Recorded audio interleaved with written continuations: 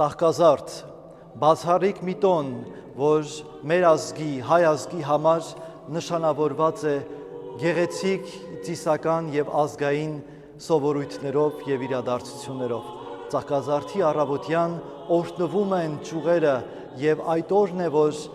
ամենայն հայոց հայրապետի նորին սուրբ օծություն Տեր Գարեգին II ամենայն հայոց հայրապետի օրհնությամբ սահմանվել է մանուկների օրհնության օր։ Սիրելիներ, այդ օրը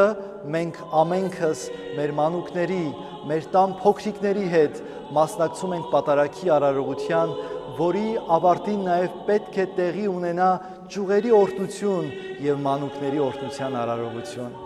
Սիրելիներ, ծաղկազարդը նշանավորվում է պատարագի սուրբ խորհրդով։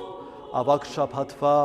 արմդրանիկ պատարագն է մատուցվում։ 40-րդ շրջանին մեր եկեղեցու սրբազան խորանները փակված էին վարագույրով և մենք չէինք մոտենում Տիրոջ կենարար մարմնին և արյանը, և ահա բացվում է Երուսաղեմի դռները և Տիրոջ խորանից այցելում է Քրիստոս մեր կյանքից ներս, բաշխելով իր կենարար մարմինը և արյունը։ Ծաղկազարդի օրը մենք կարող ենք նաև հաղորդվել և եզակի ու նշանավորված մի իրադարձություն, որը փոխում է շատերի հոգու ապրումը, երբ մենք մուտք ենք գործում ավագ շաբաթվա խորհրդից ներս։ Դռնբացեք։ Ահա այս արարողությունը շատ սիրված է մեր ժողովրդի կյանքում։ Ամեն տարի ընդամենը մեկ անգամ ծաղկազարդի երեկոյան հոգևոր հայրերը կանգնելով Տիրոջ խորանի փակված վարագույրի առջև